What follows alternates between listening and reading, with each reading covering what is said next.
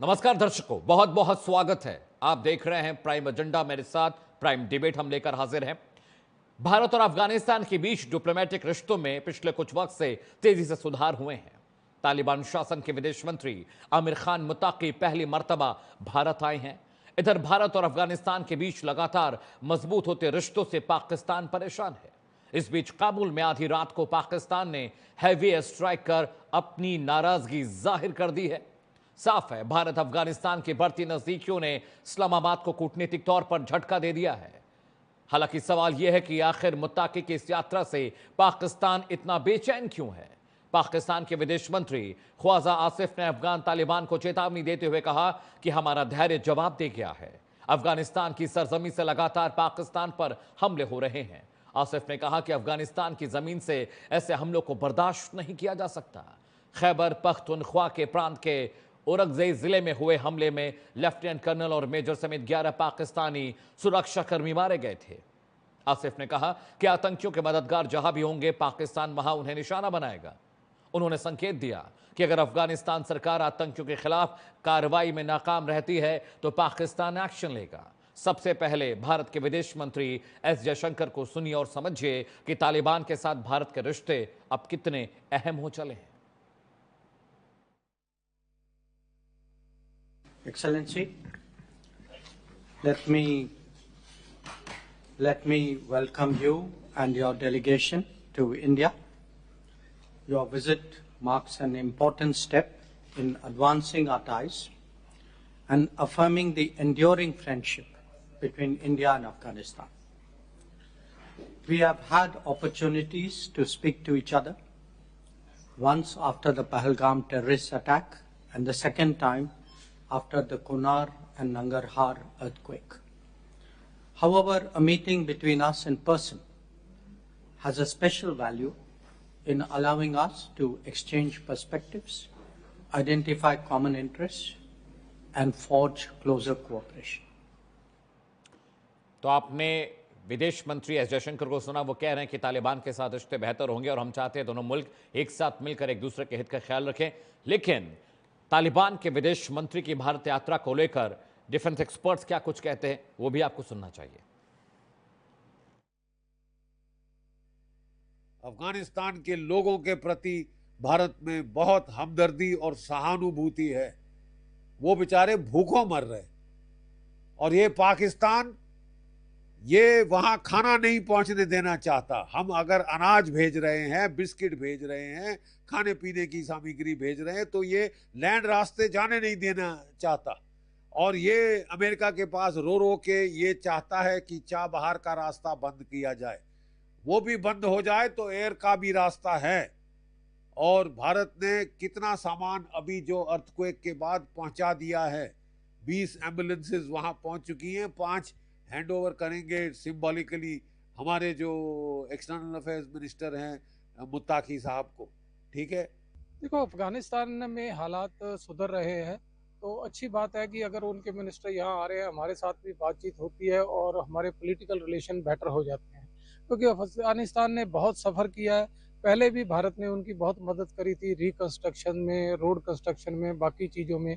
अगर दोबारा हालात सुधरते, हमारे रिलेशन अफगानिस्तान के साथ अच्छे होते हैं तो ये एक बड़ी अच्छी बात होगी, क्योंकि दो तरफा हम पाकिस्तान के ऊपर कंट्रोल कर पाएंगे। अगर अफगानिस्तान हमारे साथ होगा तो जो उधर से मदद मिलती है, जहाँ वहाँ छुपने के ठिकाने हैं, उन पे भी कंट्रोल होगा और ये हमारे लिए बेहतर होगा कि वहाँ पे एक फ्रेंडली नेशन हो जिससे हमारे अच्छे रिलेशन हो। तो एक बड़ा पैनल हमारे साथ जुड़ रहा है। क्या कुछ अब अफगानिस्तान के साथ भारत के रिश्तों को लेकर योजनाएं हैं, पाकिस्तान क्यों परेशान है और पाकिस्तान की अब जो प्लानिंग है, जो एक्शन है, वो किस तरह से होगा। हालांकि काबुल में हमला कर पाकिस्तान ने अपनी नाराजगी जाहिर कर दी है। स्वागत कीजिए महेश वर्मा जी का, प्रवक्ता हैं भारतीय जनता पार्टी के। बहुत बहुत स्वागत है महेश जी आपका। इसके अलावा मेरे साथ जावेद अंसारी साहब हैं, प्रवक्ता है कांग्रेस पार्टी के, आपका भी बहुत बहुत स्वागत है। रोहित शर्मा मेरे साथ है, फॉरेन एक्सपर्ट है, विदेशी मामलों के जानकार हैं। रोहित जी बहुत बहुत स्वागत आपका है। और मेरे साथ काशिफ मीर हैं, पाकिस्तान से पत्रकार जो है, आपका भी बहुत बहुत स्वागत है, बहुत बहुत खैर मकदम है। मीर साहब, मैं शुरुआत करने जा रहा हूं सबसे पहले रोहित शर्मा जी से, जो कि विदेशी मामलों के जानकार हैं। रोहित सर, मुझे एक बात बताइए, अफगानिस्तान के विदेश मंत्री आ रहे हैं, भारत पहुंच गए हैं, यहां पर उनका स्वागत हो रहा है, एक हफ्ते रहने का कार्यक्रम है। पाकिस्तान बहुत परेशान है, काबुल में हमले हुए हैं, कहीं पाकिस्तान को ये तो नहीं लग रहा है कि अफगानिस्तान भारत की नज़दीकियों से उसको बहुत बड़ा नुकसान होने जा रहा है? रोहित जी। देखिए, एक चीज कि इनके पाकिस्तान के आईएसआई चीफ गए थे यही तालिबान गवर्नमेंट बनवाने, और स्पेसिफिक फोकस ये था कि हक्कानी नेटवर्क के लोगों को ज्यादा सीट्स मिले और तालिबान को कम मिले।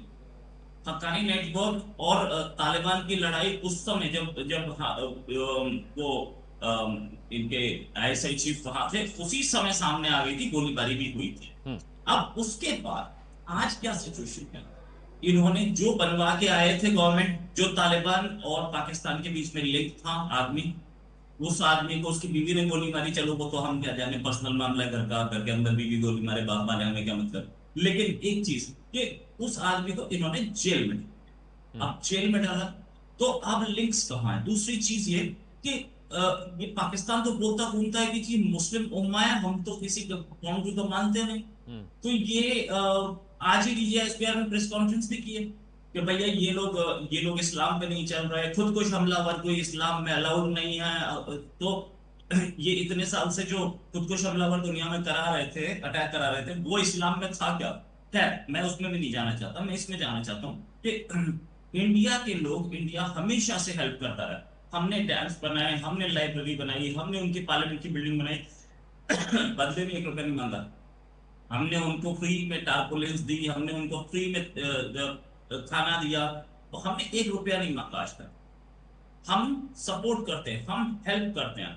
लेकिन पाकिस्तान जो है वो ब्लैकमेल करता है। पाकिस्तान के जो आईएसआई है वो ड्रग स्मगलिंग के काम में है, वो ड्रग्स चलवा रहे हैं। हमारे पास एविडेंस है, ड्रोन से ड्रग्स फेंकी गई है, ड्रोन खुद भी साथ ही गिर गया।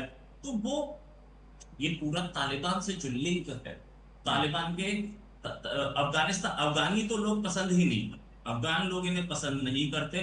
तालिबान भी इनको दुश्मन की नजर से देखता है, कि तालिबान को भी समझ में आया कि पिछली बार जब हमला हो रहा था तुम तो हमारी साइड थे, और फिर उसके बाद जाके अमेरिका की गोद में बैठ गया, तुमने हमारे ऊपर हमला करवा दिया। अब हम तुम पे भरोसा नहीं करते।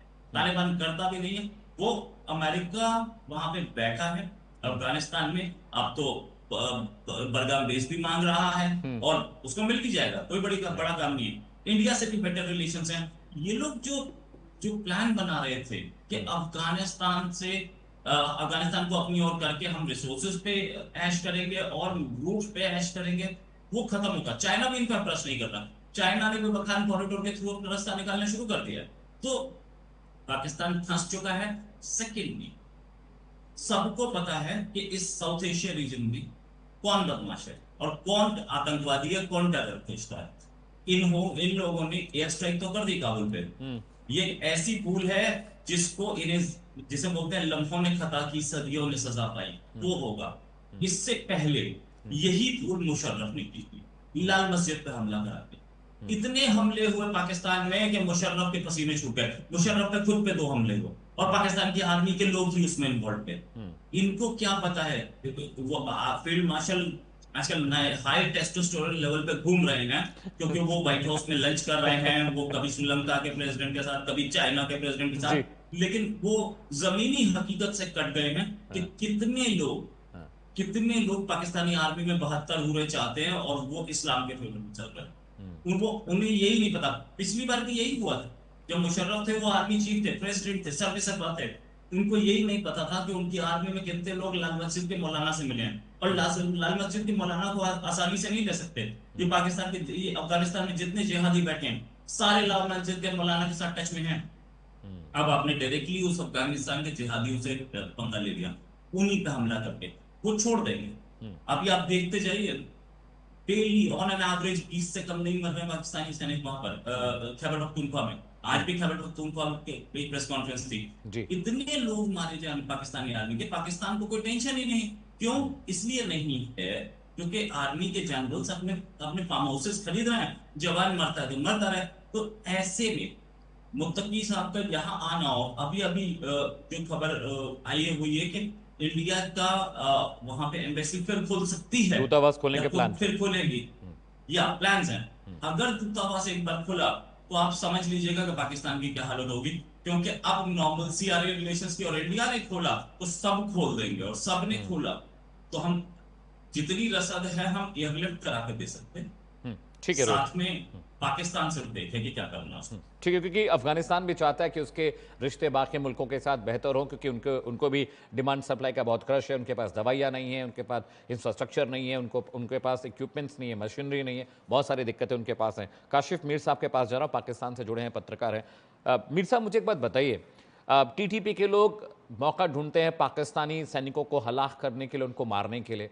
पाकिस्तान में पिछले 10 सालों में जितने आत्मघाती फिदाइन हमले हुए, चाहे वो स्कूलों पर रहे हों, चाहे आर्मी के बेस पे हमले हुए हों, या फिर ट्रेन्स में हमले हुए हों, वो सब कुछ वहाँ पर जो टीटीपी बैठा है, तहरीके तालिबान पाकिस्तान के जो लोग हैं, वो हमला कर रहे हैं। पाकिस्तान अफगानिस्तान बहुत करीबी मुल्क हैं, लेकिन भारत में जब मुताक़ी साहब आ रहे हैं तो शहबाज शरीफ आंखें तरेर रहे हैं, कर काबुल में हमले हुए हैं। क्या ये पॉसिबल नहीं है कि जो पाकिस्तान कभी अफगानिस्तान के साथ बेहतर ताल्लुकात थे, अब वो चीज़ें पहले की तरह क्यों नहीं हो रही हैं? और भारत के आने से इस पूरे सीन में जब भारत एंटर कर रहा है तो पाकिस्तान को इतनी परेशानी क्यों है? मीर साहब। बहुत शुक्रिया आपका, और जो दीगर जो लोग शामिल हैं पार्टिसिपेंट, सबका शुक्रिया और वेलकम। देखिए, मैं आपके साथ गुफ्तगू करूंगा एक पत्रकार के तौर के ऊपर, और मैं रियलिटी सामने लाने की कोशिश करूंगा। जी, बेहतर। अच्छा, पाकिस्तान की अवाम को कोई मसला नहीं है कि भारत का अफगानिस्तान के साथ बहुत अच्छा रिलेशन हो। इसमें पाकिस्तानी अवाम को कोई मसला नहीं है, कोई दिक्कत नहीं है, न ही कोई परेशानी है। पाकिस्तान का अफगानिस्तान के साथ क्या ताल्लुक हो, उसका भारत के लोगों को और भारत की रियासत को भी कोई इशू नहीं होना चाहिए। ये एक क्लियर बात है पूरी दुनिया के अंदर। लेकिन जो कन्फ्लिक्ट चले आ रहे हैं, कन्फ्लिक्ट की रीज़न क्या है? पाकिस्तान के अंदर जो भी पॉलिसियाँ रहीं अफगानिस्तान को लेके, जब तक प्रो तालिबान पॉलिसियाँ रहीं, उसकी वजह से आज हम खमियाजा भुगत रहे हैं। इसमें कोई दो राय नहीं है कि पाकिस्तान तालिबान के हवाले से मौजूदा जो लीडरशिप है, वो अस्करी लीडरशिप हो या पॉलिटिकल लीडरशिप हो, उसका बड़ा क्लियर स्टांस है कि तालिबानाइजेशन को जिस टाइम में जिसने सपोर्ट किया पाकिस्तान में, उसने गलत किया। हम यही बात समझते हैं कि जो गलती पाकिस्तान से 90s की दहाई में, 80s की दहाई में, 2000 में हुई जी, वो गलती आज भारत करने जा रहे हैं। पाकिस्तान के साथ आपके मसाइल हैं, उनको डिप्लोमेटिक चैनल्स के जरिए से हल किया जा सकता है। नेबर कंट्रीज हैं, कोई दुनिया में कोई मुश्किल कोई नहीं होती जब आप मुज़ाकरात पे टेबल के ऊपर बैठते हैं।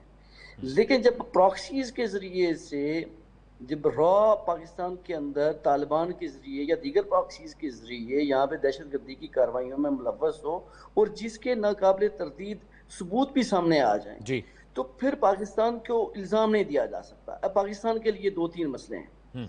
फॉर एग्जाम्पल कि खैबर पख्तूनख्वा के अंदर गुज़िश्ता 1 साल के दौरान हज़ारों ऑपरेशन किए गए। जो भी वहाँ पे तालिबान थे या दीगर अस्करियत पसंद ग्रोह थे, जिनको हम यहाँ पे फितनातुल ख्वारिज कहते हैं, ठीक है।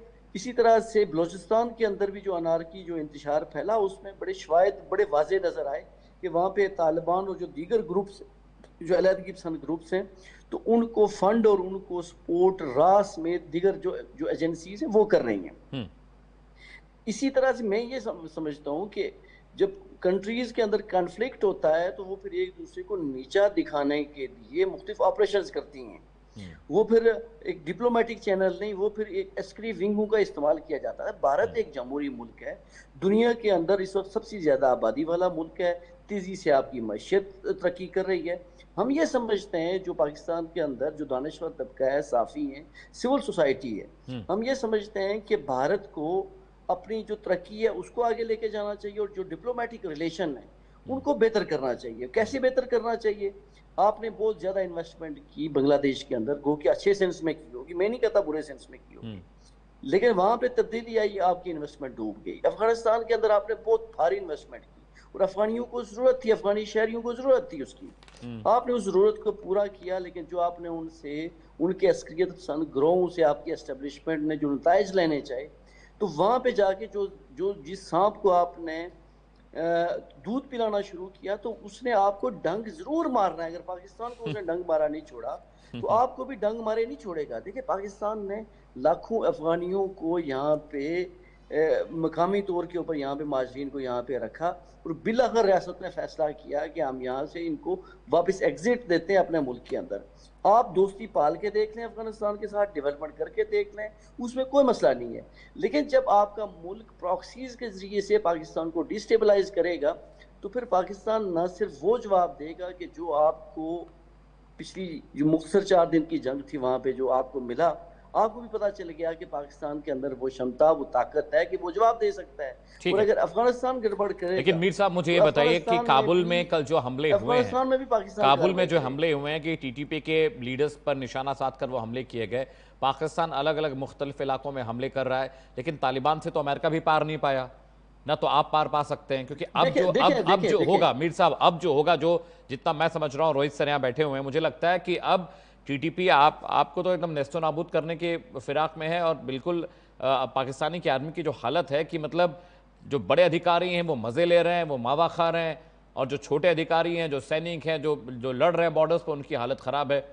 चलिए मैं आपके पास आऊँगा। महेश वर्मा जी मेरे साथ है, प्रवक्ता हैं बीजेपी के। महेश जी मुझे एक बात बताइए, जिस तरह से तालिबान के आने के बाद एक अनिश्चितता आई थी 2021-22 के बाद, ऐसा लग रहा था कि अब तालिबान के शासन के बाद अफगानिस्तान और भारत के रिश्ते बेहतर नहीं हो पाएंगे क्योंकि रशिया एक अकेला ऐसा मुल्क है जिसने तालिबान को मान्यता दी है।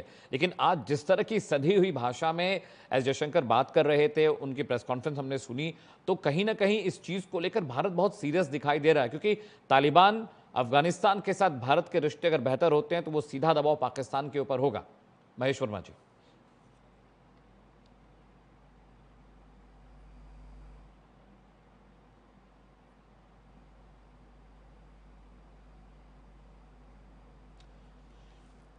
महेश वर्मा जी आप म्यूट है, अनम्यूट करिएगा, अपना फोन अनम्यूट करिए।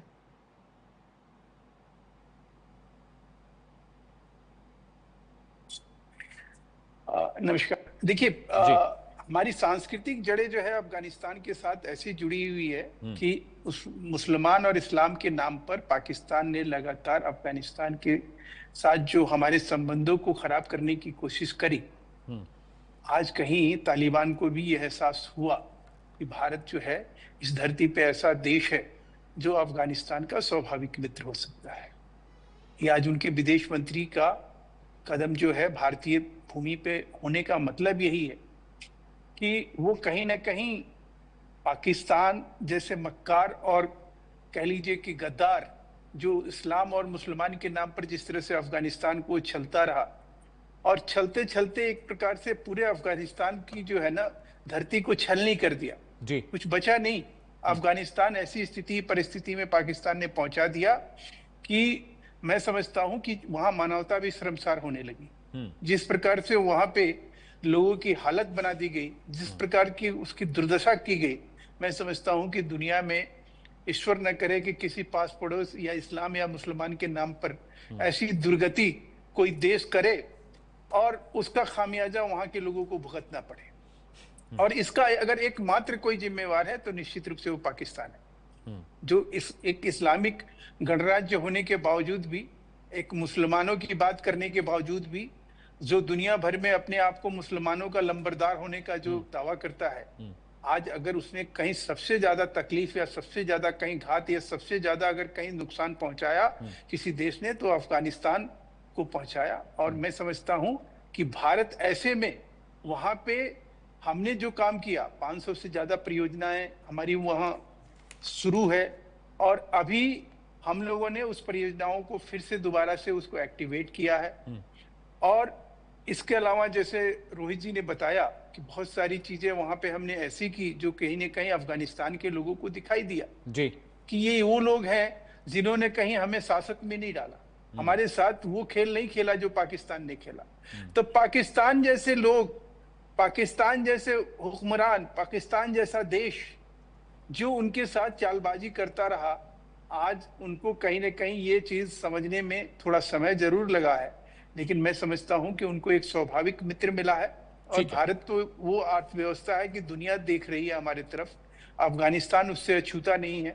उसको भी लग रहा है कि भारत के साथ हाथ मिलाने का मतलब क्या है कि हमारे लोगों की कहीं प्रगति होगी, हमारे लोग उन चीजों से कहीं बाहर निकलेंगे जो गुर्बत में जी रहे हैं, जिन्हें 2 जून की रोटी मैसर नहीं हो रही है। बेहतर है, बेहतर है महेश जी। कहीं ना कहीं जावेद साहब के पास मैं जा रहा हूं। I'll come to you sir, we have a lot of time on debate, I'll come to you। Javed Ansari के पास जा रहा हूं। जावेद साहब ये बताइए, भारत पाकिस्तान के साथ रिश्ते सुधारने की बहुत पुरजोर कोशिश कर चुका है, सालों पहले से कोशिशें जारी थी, पहलगाम आतंकवादी हमला हुआ, चीज़ें फिर भारत ने अपने हिसाब से की। अफगानिस्तान को लेकर विपक्ष ये कहता है कि जिस तरह से आप पाकिस्तान में बैठे आतंकवादियों के खिलाफ हैं और उनकी खिलाफत करते हैं। तालिबान भी एक आतंकवादी संगठन है, उसके साथ मेल मिलाप, बातचीत, रिश्ते बेहतर करने की जरूरत क्या है जावेद साहब? देखिए अमित जी, प्रधानमंत्री कार्यालय ने 17 अगस्त 2015 में यानी प्रधानमंत्री मोदी जी ने एक ट्वीट किया था। उसका कंटेंट ये है, गुड तालिबान और बैड तालिबान, गुड टेरर और bad terror, this won't work. तो इसका मतलब ये है कि अब मैं इनसे पूछना चाहूंगा भाजपा के साथी से कि ये गुड तालिबान है या बैड तालिबान है। पहला सवाल ये है। और विदेश नीति का जो पूरी दुनिया में भारत का जो डंका बज रहा था, जो दावा किया जाता है, उसको विदेश नीति के नाम पे शर्मसार किया है मोदी जी ने। और वो मैं आपको कुछ उदाहरण दूंगा केवल। ऑपरेशन सिंदूर हुआ जो कि सक्सेसफुल मिशन था, और उसके बाद पाकिस्तान को संयुक्त राष्ट्र में सुरक्षा परिषद में अध्यक्ष बना दिया गया। काउंटर जो आतंकवाद फैलाता है पाकिस्तान, उसको काउंटर टेररिज्म कमेटी का वाइस प्रेसिडेंट बना दिया गया। तो ये हमारी कहीं ना कहीं फेलियर है। दूसरा, मीर साहब ने एक बात बोली कि 4 दिन की लड़ाई में भारत को पता लग गया होगा क्या किया। नहीं भाई, आप झूठ बोल रहे हो। भारत ने आपके 93,000 सैनिकों को बंदी बना लिया था, घुटने टेकने पे मजबूर कर दिया था। ये केवल एक भारत का आपके डीजीएमओ की तरफ से कॉल आया, गुजारिश आई, गिड़गिड़ाए, तो इसलिए रोकी गई। वरना पाकिस्तान का जो पीओके है, जो कि आपने कब्जा किया हुआ इलीगल, वो भी हम लेने वाले हैं बहुत जल्द। और ये हमारी सेना को इसका पूरा श्रेय जाएगा। हमारी सेना पूरी तरीके से सक्षम है। आप किधर भी छुप जाइए, अगर आप आतंकवाद फैलाएंगे तो आपको छोड़ा नहीं जाएगा। जो भी करेंगे उनको बख्शा नहीं जाएगा। हम इंटरनली आपस में बीजेपी, भाजपा, कांग्रेस, हम सवाल पूछते हैं, जायज सवाल पूछते हैं, लेकिन अगर हमारी देश की तरफ कोई भी आंख उठाएगा तो उसको छोड़ा नहीं जाएगा। ऐसा एक बार नहीं, 100 बार करके हमने दिखाया है। चाहे वो खेल का मैदान हो, चाहे वो जंग का मैदान हो, चाहे डिप्लोमेटिक रिलेशंस की बात हो। आज पाकिस्तान की ये हालत है, उनकी अर्थव्यवस्था की हालत ये है कि खाने को दाने नहीं और अम्मा चली भुनाने, वो वाली बात है। लेकिन ये अगर भारत की बात करते हैं, हमें सुझाव दे रहे हैं कि हमें अफगानिस्तान के साथ कैसा करना चाहिए, बांग्लादेश के साथ कैसा करना चाहिए, या और देशों के साथ हमारा बर्ताव कैसा होना चाहिए। भाई, हमें आपकी सुझाव की जरूरत नहीं है। हमारे देश में हमारे लीडर्स भी सक्षम है, हमारे अधिकारी भी सक्षम है, और हमारे देश के नागरिक भी सक्षम है, जो कि फैसला ले सके और अपने भविष्य के लिए काम कर सके। अमित जी, जवाब आपसे भी चाहिए। गुड तालिबान, बैड तालिबान का जो कॉन्सेप्ट था, उसे लेकर विपक्ष लगातार आपको घेरता रहा है, तो क्या Taliban has now become good? BJP प्रवक्ता से पूछ रहा हूं मैं, महेश जी से। देखिए, जो कांग्रेस का जो सोचना है, समझना है, या जिस तरह के उनके बोल होते हैं या जो विचार होते हैं, मैं समझता हूं कि वो देश के प्रति उनका जो एक कर्तव्य बनता है, उसका कहीं ना कहीं निर्वहन करना चाहिए। आज जरूरत क्या है? आज जो है, अगर अफगानिस्तान जो है हमारा कहीं हमारे साथ वो मैत्रीपूर्ण संबंध रखता है, और तालिबान और बैड तालिबान और गुड तालिबान की जो परिभाषा ये गढ़ रहे हैं, तो सवाल है कि पाकिस्तान को लेकर आपके लोग क्या बोलते रहे हैं? हमने तो तालिबान को लेकर जो बोला सो बोला, लेकिन पाकिस्तान को लेकर जिस तरह से चीख पुकार हुआ, जिस तरह से सिंदूर को लेकर कहा गया कि नहीं, ऑपरेशन सिंदूर नहीं करना चाहिए, पाकिस्तान से बात करनी चाहिए। जिस प्रकार से प्रधानमंत्री मनमोहन सिंह ने, बराक ओबामा ने अपने पुस्तक में क्या लिखा कि भाई प्रधानमंत्री मनमोहन सिंह ने जिस तरह से 26/11 के बाद जो है पाकिस्तान के ऊपर आक्रमण करने के बजाय ये कहा कि नहीं साहब, अगर आक्रमण करेंगे तो हमारे देश में मुसलमान नाराज हो जाएंगे। वो देश जो कि 26/11 का कांड करता है, और उसके बाद आप क्या करते हैं, 210 करोड़ का आप मदद देते हैं पाकिस्तान को। तो इस तरह से कम अफगानिस्तान जो है, उनके यहाँ इस तरह की कोई चीज नहीं हुई। इस तरह से वो तालिबान वहाँ, ठीक है, वर्ल्ड में कई इस्लामिक गणराज्य हैं, उसमें से अफगानिस्तान भी, वहाँ तालिबान जो है, जिस तरह से रूस और अमेरिका के जो रस्साकशी थी उसके वजह से जो है, जिस प्रकार से उसकी दुर्गति हुई, उसमें हमारा किसी तरह से रोल तो था नहीं। पाकिस्तान जो है उसमें बढ़ चढ़ के हिस्सा लिया, और वहाँ जिस तरह से उस देश को नुकसान पहुंचाया, जिस तरह से इस्लाम, और मैंने कहा था अभी शुरू में कि इस्लाम और मुसलमान के नाम पर जिस तरह से वहाँ दरिंदगी दिखाई गई, मैं समझता हूँ कि वो अपने आप का एक काला अध्याय है, और उससे सबक लेना चाहिए लोगों को। ठीक है मीर साहब, मुझे एक बात बताइए, जो मसला अफगानिस्तान का है और गजा का है, अगर आप देखें सिमिलैरिटीज देखें, वहां पर भी एक आतंकवादी संगठन है जो एक अपनी मान्यता चाहता है, एक अलग देश चाहता है, एक अलग मुल्क चाहता है, और तालिबान ने तो वो कर दिखाया। रोहित सर के पास मैं आऊँगा, थोड़ा वो समझाएंगे बेहतर तरीके से इस चीज़ को। तो अब तालिबान ने अफगानिस्तान में जो करना चाह कर लिया, वहाँ पर तालिबान की सत्ता है, अब वो रेजिम में आ गए हैं। अब वो जो पॉलिटिकल जो प्रैक्टिस है वहाँ पर तालिबान कर रहा है। अगर पाकिस्तान गजा की चिंता कर सकता है, फिलिस्तीनियों की चिंता कर सकता है, तो अफगानिस्तान में अलग चश्मे से क्यों देख रहा है पाकिस्तान इस चीज को? वाई? देखें, पाकिस्तान एक जिम्मेदार एटमी मुल्क है और वो जिस तरह से खुद एक जिम्मेदार मुल्क के तौर के ऊपर चलता है, वहाँ पे अफगानिस्तान को भी एक जिम्मेदार स्टेट समझता है। लेकिन इसके बावजूद भी कि जो अफगानिस्तान के अंदर जो तालिबान की हुकूमत है, तो जिसको सिर्फ रशिया ने एक्सेप्ट किया और रशिया के अलावा दुनिया में किसी मुल्क ने उसे कबूल नहीं किया एक स्टेट के तौर के ऊपर, तो पाकिस्तान ने उसके साथ रिलेशन जरूर रखे हैं। कॉन्फ्लिक्ट हमारे यहाँ हैं, वो जो कॉन्फ्लिक्ट हैं वो अस्करियत पसंदी के हैं, वो इंतहा पसंदी के हैं। दुनिया ने पाकिस्तान के ऊपर क्रिटिसिज्म किया कि आप अफगानिस्तान की मदद करते हैं, आप वहाँ पे तालिबान की मदद करते हैं, आप उनकी अस्करियत को सपोर्ट करते हैं। पाकिस्तान उससे पीछे हट गया। और अगर पाकिस्तान को सबसे ज्यादा नुकसान हुआ तो वो इन तालिबान की वजह से सबसे बड़ा नुकसान हुआ। पाकिस्तान में बदअमनी फैली, दहशतगर्दी की कार्रवाइयाँ हुई, जितनी भी हुई तो उनमें से 90% तालिबान ने की। उन तालिबान ने की कि जिसकी डिबेट में आज कांग्रेस और बीजेपी आपस में उलझी हुई है कि कौन बैड है और कौन गुड है। ठीक है, आप दोनों को कबूल करने के लिए तैयार हैं पाकिस्तान की नफरत में। मैं ये बात कहता हूँ कि मैं कोई पॉलिटिकल बंदा नहीं हूँ और न ही मैं कोई पॉलिटिकल डिबेट में पढ़ूंगा कि मैं इल्ज़ाम दर इल्ज़ाम दूँ। मैं डिबेट करता हूँ कि दलाइल की बुनियाद पे आए, उसके ऊपर हम बात करते हैं कि आया इंडिया कैसे आगे जा सकता है, पाकिस्तान कैसे आ सकता है, और अफगानिस्तान और बांग्लादेश कैसे आ सकते हैं। वहाँ पे अगर आपके पार्टिसिपेंट्स ये जवाब देंगे कि हम अपने जिम्मेदार खुद हैं, तो मैं आपकी इस प्रोग्राम में बैठा इसीलिए हूँ कि मैं अपने मुल्क की, अपने आम लोगों की बात है वो पहुँचा सकूँ। जो स्टेट ने बात करनी है, स्टेट अपने तई बात पहुँचा देती है, जिस तरह से आज DGISPR ने बात की। मैं ये कहता हूँ कि जहाँ पे आप मुख्तलिफ सोचों के लोग बैठे हैं, दानिश्वर हैं, पॉलिटिकल लीडरशिप है, मुख्तलिफ सोचों के लोग हैं, आपको अपनी जो ऑडियंस है उसके सामने चीज़ों को स्टेट के नजरिए से नहीं दिखाना चाहिए। आप लोगों को रियलिटी दिखाने की कोशिश करें। मैंने आपको कहा कि लेकिन मीर साहब देखिए, आवाम ने आतंकवादी हमला नहीं किया। I understand and I take your point. Pakistani आवाम ने तालिबान के साथ झगड़ा नहीं किया है, पाकिस्तानी आवाम ने पहलगाम आतंकवादी हमला नहीं किया। आवाम की तो कोई गलती नहीं है। आवाम तो चाहती है कि भाई मुल्क में शांति रहे, एक दूसरे के ताल्लुकात बेहतर हो, प्रेम संबंध दोनों मुल्कों में बना रहे, क्योंकि हम भी पाकिस्तान की बहुत मदद करते आए हैं। सालों से ट्रेड की बात करें, एक्सपोर्ट इंपोर्ट की बात करें, तमाम चीज़ें भारत ने पाकिस्तान को दी हैं। लेकिन अगर वहाँ की रिजीम, वहाँ की सरकार अगर जाती करेगी तो फिर उसको जवाब भी तो उसी भाषा में, उसी लैंग्वेज में देना पड़ेगा ना मीर साहब। देखिए अगर इसके ऊपर बात करते हैं तो फिर पाकिस्तान का जो सबसे बड़ा कंसर्न है, जो आपका इब्तदाई क्वेश्चन था कि अगर गजा के मामले में और दीगर कंट्रीज के मामले में बात हो रही है, तो पाकिस्तान का सबसे बड़ा कंसर्न भारत के साथ कश्मीर के मसले को लेके है। रोहित सर जवाब देंगे इसका। कश्मीर का मसला हल किए बगैर आगे बढ़ा नहीं जा सकता। जी। अगर आप देखें ना, एक तरफ आपको अफगानिस्तान के मुसलमान, अफगानिस्तान की आवाम के साथ प्यार है, इन्वेस्टमेंट है, दूसरी तरफ आपने कश्मीर के अंदर जो किया उसको मुझे मजीद बयान करने की जरूरत नहीं है। मैं तो इस मामले में सिर्फ पता है क्या कहूंगा, जो भारत की हुक्मरानों की पॉलिसी पे, मैं आवाम के लिए कुछ नहीं कहता। पाकिस्तान अगर अफगानिस्तान के अंदर कार्रवाई करता है तो वो वहाँ के अस्करियत पसंद ग्रुपों के खिलाफ करता है, आवाम के खिलाफ नहीं करता। ठीक है, जवाब ले लेते हैं। पॉलिसी भारत की रही है, देखिए जो पॉलिसी भारत की रही है, वो पॉलिसी पे मैं सिर्फ एक शेर कहूंगा, चूंकि जावेद जी ने एक शेर कहा था कि तुम राम के नाम पे करते हो कत्लेआम, तुम राम के नाम पे करते हो कत्लेआम और कहते हो दुनिया को कि हिंसा का हम देते हैं पैगाम।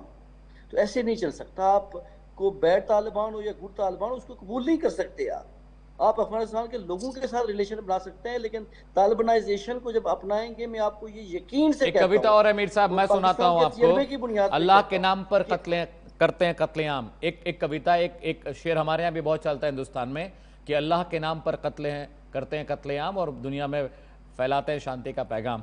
रोहित जी जवाब देंगे। Rohit Sharma ji, are we doing bad on Kashmir? We are not good with Pakistan, we are not good with Afghanistan. Rohit sir, ये मीर साहब तो खुद कश्मीरी हैं इनको पता होना चाहिए कि कश्मीर में हो क्या रहा है, कितने प्रोटेस्ट, 8 लोग मर गए उस कश्मीर में, पता है आपको? आपका साइड ऑफ कश्मीर, आप हमें कश्मीर बता रहे हो। अच्छा, एक चीज इन्होंने बोली कि मैं हैरान था कि भाई राम के नाम पे कत्लेआम, पहलगाम में जय श्री राम को क्यों गोली मारी थी? और वो मुंबई अटैक में क्या बोला था? जय श्री राम। मुंबई अटैक, पहलगाम सब छोड़ दो यार। आपके यहाँ पेशावर में आर्मी स्कूल पे हमला अटैक हुआ था, उसमें किसने बोला था भैया जय अल्लाह अकबर? इंडिया ने, नरेंद्र मोदी ने। किसने बोला था? अच्छा, ये आप अपने हिसाब से बताएंगे ना हर चीज को। बोले आवाम को कोई मसला नहीं है। आवाम को पूछता कौन है? आपके कंट्री का सबसे बड़ा लीडर इमरान खान, जिसको सबसे ज्यादा वोट मिली थी पिछले इलेक्शन में, कहाँ है वो? जेल में। और 4 जनरल्स के पैर बूट पॉलिश करने वाला चेरी ब्लॉसम प्राइम मिनिस्टर। तो आवाम को पूछी कौन रहा? आपकी कंट्री में कोई पूछ रहा हो तो बता दीजिए, मैं भी मान लूंगा। अच्छा, जहां तक बात इन्होंने बोला कि हमने अफगानिस्तान को अक्सरियत से सपोर्ट, उसकी अक्सरियत को सपोर्ट। देखिए, अस्करियत माफ चाहो, अस्करी यानी कि आर्मी आपने सपोर्ट की थी, आप हट क्यों गए? हमें मत बताइए। रिचर्ड आर्मिटाज का वो कॉल जो कि प्रेसिडेंट मुशर्रफ के पास गया था, और आज तक फेमस है वो lines, we will bomb Pakistan to stone age. याद है आपको? नहीं पढ़ी आपने तो पढ़ लीजिए। आप खुद नहीं सुधरे थे। आपको वहां से डॉलर मिल रहा था, इसलिए आपने अफगानी भी पाले थे, और जब डॉलर मिलना बंद हो गया तो आपने निकाल दिए। यार असलियत पे आइए ना। ये चीज है कि आप बोल रहे हो प्रॉक्सीज हैं और तालिबान हैं, ये सबूत सबके सामने, कौन सा सबूत आपके सबके सामने भैया? मैं भी देखना चाहता हूँ। आपके DGSPR आए, आकर के 3-4 ऑडियो रिकॉर्डिंग सुनवाई, किसकी थी किसकी नहीं थी पता नहीं। एक आदमी लाहौर में बैठ के पेशावर बात कर रहा है कि मैं इंडियन आर्मी का कर्नल बोल रहा हूँ, और वो आपने सुना दी, है ना? इससे पहले एक वीडियो, जब ऑपरेशन सिंदूर के टाइम पे एक वीडियो आया था, एक इंडियन आर्मी का ऑफिसर बोल रहा था कि ये इंडियन आर्मी गलत कर रही है और मैं इससे रिजाइन करने जा रहा हूँ और मैं इसमें काम नहीं करूंगा। वो लाहौर में नौकरी करता हुआ एक आदमी निकल। ठीक है, अब ये सारी चीजें जो है, मीर साहब थोड़ा सा पता नहीं कहां से पढ़ के आए हैं। KPK में ऑपरेशन हजारों किया आपने, जरबे अज़्म किया था, क्या हुआ साहब आपका? ठीक है, उसके बाद बहुत सारे किए, चलिए मैं मानता हूँ 3 ऑपरेशंस मेजर रहे। इस बार जो है टुकड़ों में ऑपरेशन हो रहा है, एक जगह हो जाता है, एक जगह हो जाता है। व्हाट इज द पिछला वाला रद्दुल फसाद खत्म हुआ कभी? रद्दुल फसाद आज तक चल रहा है, चल ही रहा है, कंटिन्यू है, नहीं किया गया। साल हो चुके, बहुत वक्त हो गया। क्यों नहीं किया गया? उसका रीजन है, जैसे ही बंद होगा एक प्रेस कॉन्फ्रेंस करनी पड़ेगी, ये बताना पड़ेगा कि हमने आतंकवादी कितने मारे और खुद हमारे कितने मरे। उससे डर रही है पाकिस्तानी आर्मी, क्योंकि आर्मी के ज्यादा मरे हैं और टेररिस्ट कम मरे हैं उसमें। इसलिए पाकिस्तानी आर्मी झूठ बोलने में एक्सपर्ट है।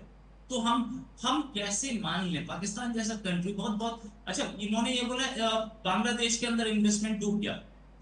भाई 5 साल पहले लेके जाऊं, बहुत पुरानी बात नहीं है, आप भी जर्नलिज्म में रहे होगे, मैं भी रहा हूँ। 5 साल पहले साहब आप लोग पाकिस्तानी ये बोल रहे थे कि इंडिया का अफगानिस्तान में इन्वेस्टमेंट डूब गया। अब आप बोल रहे हो बांग्लादेश में डूब गया। अरे भाई साहब, आपका इन्वेस्टमेंट तो कहीं नहीं चलता, आपने तो कितना कुछ किया। अच्छा, आपने इन्वेस्टमेंट किया था, चलो पैसा नहीं लगाया था, लेकिन पूरी एड़ी चोटी की जूट बूट पॉलिश करके बोला था ट्रंप को नोबेल प्राइज मिलना चाहिए, हम सपोर्ट करते हैं। क्या हुआ जी आपके सपोर्ट को? बता दिया वर्ल्ड कम्युनिटी ने कि आपकी सपोर्ट कितनी औकात रखती है।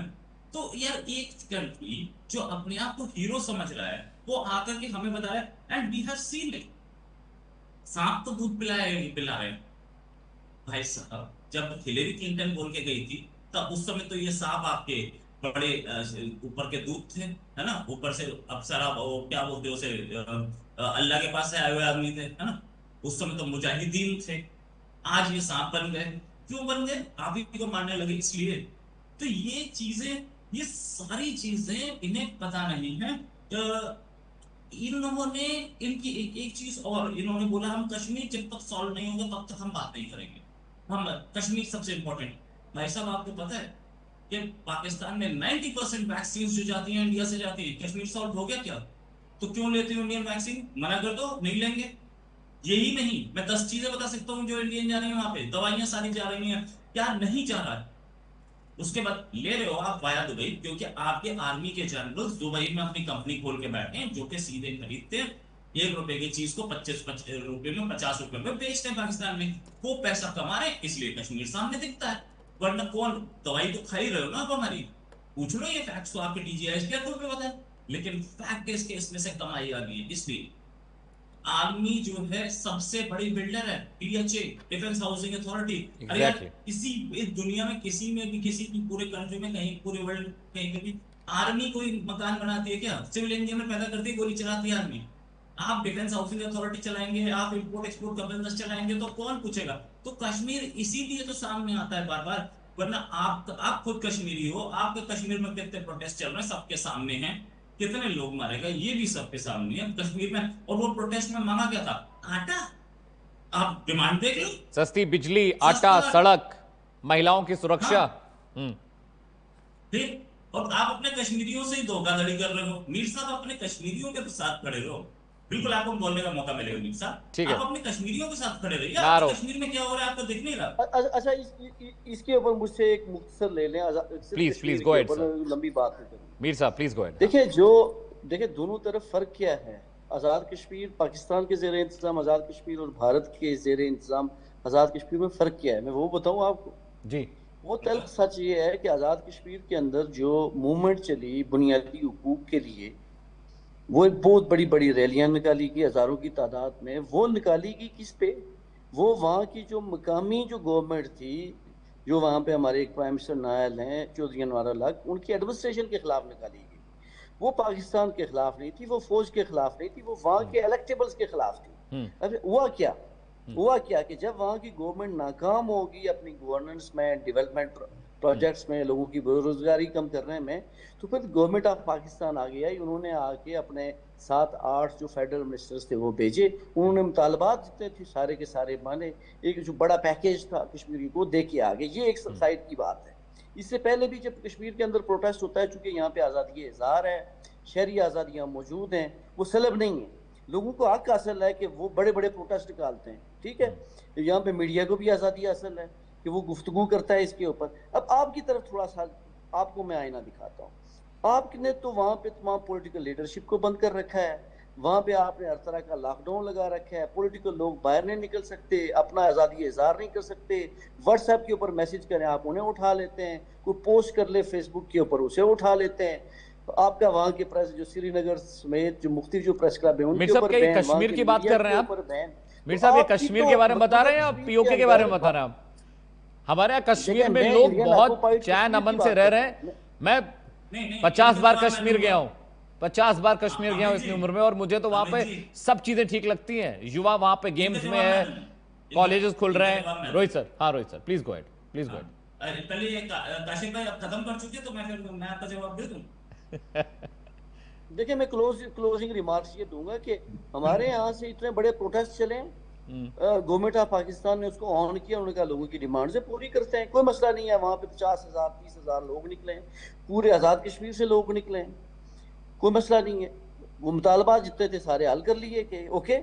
दूसरी तरफ क्या है? दूसरी तरफ आप लोगों को राइट दें कि वो गुफ्तगू कर सके, वो मस्जिद में नमाज पढ़ने के लिए जा सके, वो जामा मस्जिद में जुमा की अदायगी के लिए जा सकें, वो आपको इजाजत नहीं देते। आप मस्जिदों को गिराते हैं, आप वहाँ पे लोगों को बाहर नहीं निकलने देते, ना आपके पास शहरी आज़ादी है। मुझे नहीं पता आप कौन सा न्यूज चैनल देखते हैं मीर साहब, मुझे नहीं पता आप कौन सा अखबार पढ़ते हैं, कौन सा न्यूज चैनल देखते हैं। कश्मीर में ऐसा कुछ भी नहीं है। रोहित जी प्लीज गो अहेड। रोहित जी एक चीज ये बोल रहे थे कि वहां के लोकल गवर्नमेंट के खिलाफ प्रोटेस्ट था, आर्मी के खिलाफ नहीं था। वैसे ये बिल्कुल सही बोल रहे हैं, क्योंकि पीका एक्ट लग चुका है, तो पीका एक्ट में आर्मी के खिलाफ जो भी पाकिस्तानी बोलेगा अंदर जाएगा। तो आप बाहर रहे तो मुझे ज्यादा पसंद है, अंदर जाना। रोहित भाई मैं आ रहा हूँ, रोहित भाई आ रहा हूँ इस जवाब के बाद। एक चीज समझिए कि आपके यहाँ कश्मीर, पाकिस्तान में कश्मीर में एक भी आदमी इलेक्शन लड़ता है, पार्टी तो बड़ी चीज, एक भी आदमी इलेक्शन लड़ता है तो क्या एफिडेविट साइन नहीं करता अपनी लॉयल्टी पाकिस्तान के लिए?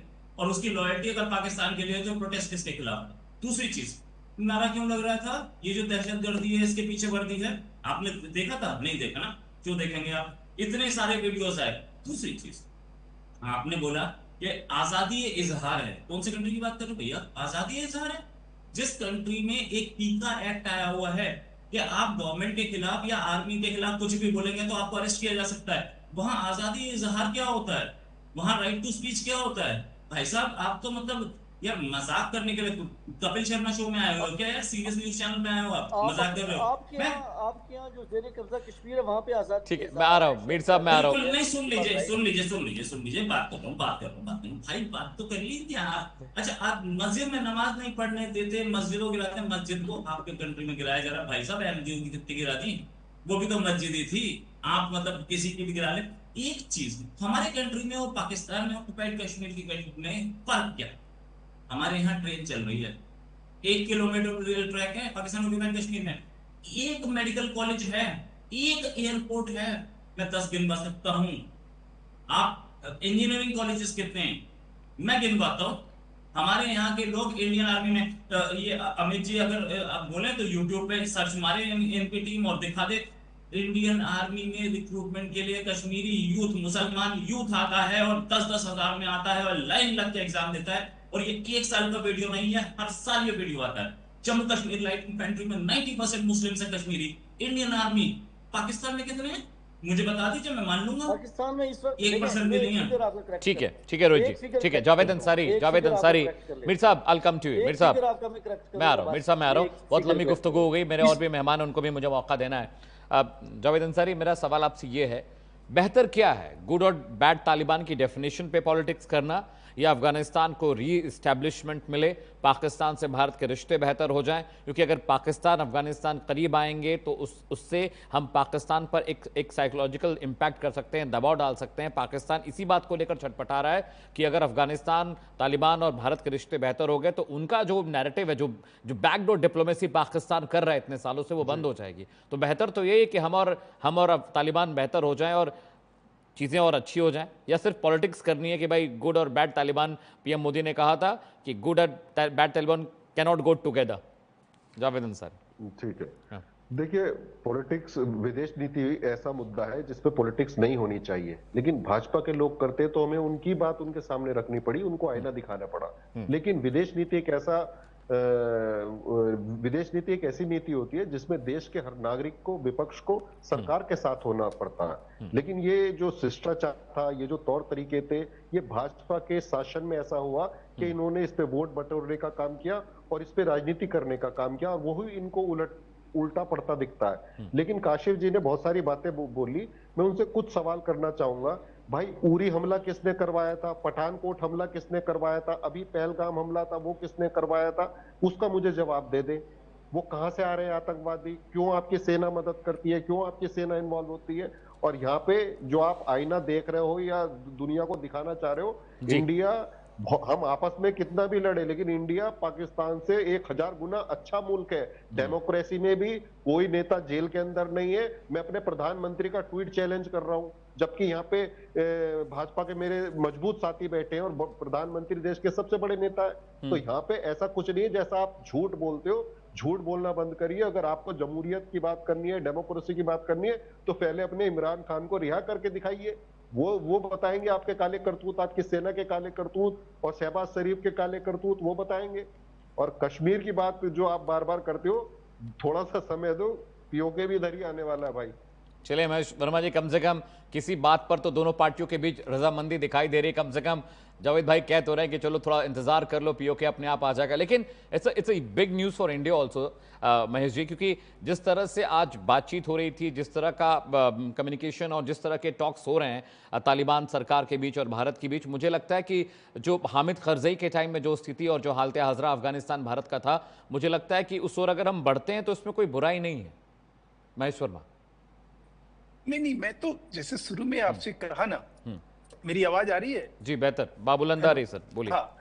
हाँ जी, मैंने जैसे शुरू में कहा कि अफगानिस्तान से जो हमारे एक स्वाभाविक रिश्ते हैं, ये जो स्वाभाविक रिलेशन है, उसी का कहीं एक आप ये समझ लीजिए कि आज के डेट में जो वहाँ के विदेश मंत्री का जो भारत दौरा है, उसका कहीं ना कहीं वो एक पहल है, वो एक कदम है जो हमें कहीं ना कहीं उन रिश्तों को मजबूत करने में हमें कहीं मदद करेगी। लेकिन जो सबसे बड़ी बात है वो ये है कि जिस प्रकार से चाल चेहरा चरित्र जो है दिखाई दे रहा है, अभी आप देखिए टीवी पर बैठ के, और बेवाक, मैंने ऐसी चीज को झुठला देना, राइट, जिसको जो है, और ऐसी बात को मैंने ये कहीं जाहिर करता है कि मुसलमान और इस्लाम के नाम पर किस तरह से लोगों को बनाया गया है। ये आत्मघाती दस्ते बनके, ये पत्रकार भी वहां आत्मघाती दस्ते बने हुए हैं। किस प्रकार से ये मैंने दरिंदगी को सपोर्ट कर रहे हैं, किस तरह से दरिंदगी का बचाव कर रहे हैं, किस प्रकार से ये इस्लाम और मुसलमान के नाम पर जो है चीख पुकार रहे हैं, कह रहे हैं कि भाई कई मस्जिदों में जो है भारत में जो है वो नमाज नहीं पढ़ने दिया जा रहा है। कश्मीर की हालत खराब है।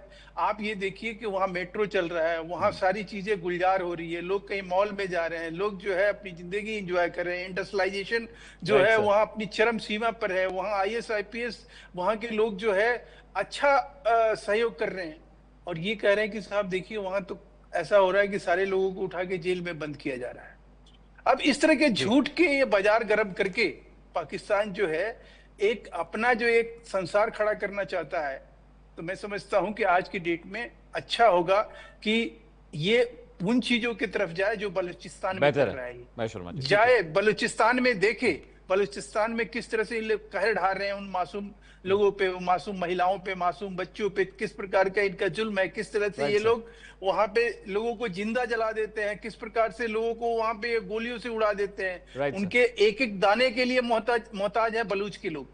तो सवाल यह है कि इनको वो दिखाई नहीं दे रहा है, कहीं वो भी एक मुसलमान है, वो भी कहीं इस्लाम को फॉलो करने वाले लोग हैं, लेकिन इस्लाम और मुसलमान के नाम पर आपके ये दो नजरिया साबित करते हैं कि आप कितने बड़े दोगले हैं, आप कितने बड़े, आपकी चेहरा और चाल चरित्र किस प्रकार से है। आपको विश्व जो है ऐसे आतंकी देश नहीं घोषित किया हुआ है, आप ऐसे आतंक के लंबरदार नहीं बने हुए हैं, क्योंकि आपकी सोच में है। आप लोग कभी भी उस चीज को, यहाँ के लोग जो है, अब एक पत्रकार पढ़ा लिखा व्यक्ति भी जो है इस तरह का झूठ फरेब और कहीं अपने दरिंदगी को जो है इस तरह से बचाव करे और इस तरह से बात रखे। I'll have to go towards Rohit जी।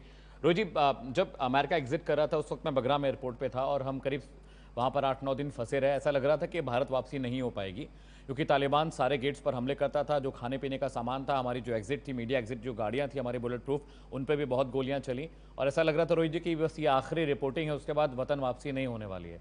लेकिन अब मैं जब तालिबान को स्टडी करता हूँ, अब मैं अफगानिस्तान को स्टडी करता हूँ, तो थिंग्स सीम्स लिटिल ओके। अब चीज़ें थोड़ी सी वहाँ पटरी पर आ रही हैं। हालांकि महिलाओं के खिलाफ अभी भी जाति बहुत है, महिलाओं के साथ बहुत वहाँ पर बदतमीजी होती है, महिलाओं को पढ़ने नहीं देते, लिखने नहीं देते, उनको एक्सपोजर बिल्कुल ख़त्म कर दिया है।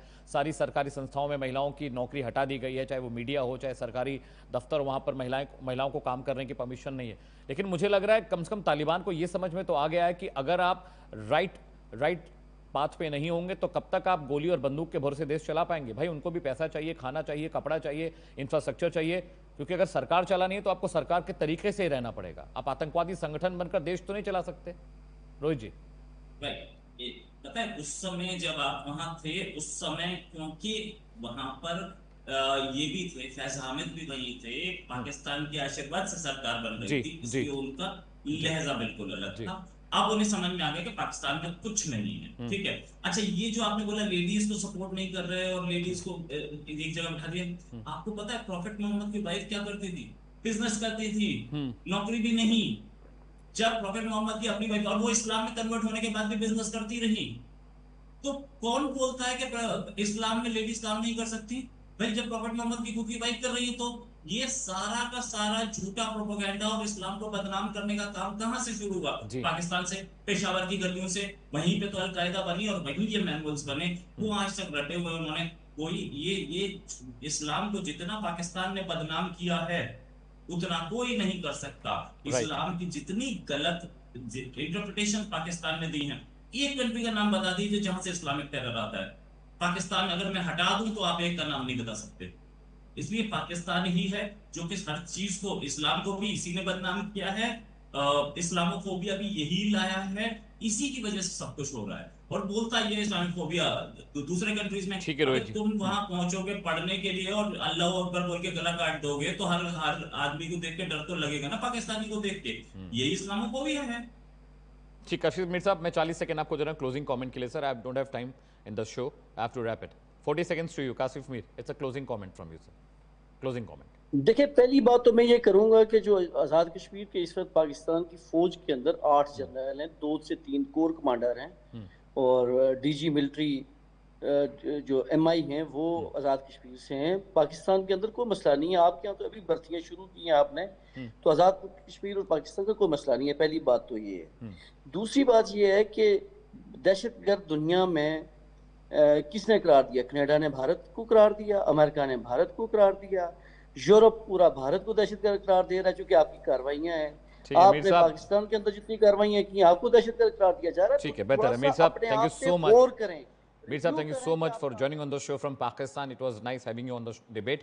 महेश वर्मा जी बहुत बहुत शुक्रिया आपका, जावेद अंसारी आपका भी बहुत बहुत शुक्रिया, रोहित शर्मा आपका भी बहुत बहुत शुक्रिया। It was a great debate to have you all with me. यहाँ रुक रहे हैं थोड़े से ब्रेक के लिए, लेकिन कहीं जाएगा नहीं, क्योंकि प्राइम न्यूज़ पर खबरों का सिलसिला मुसलसल लगातार जारी।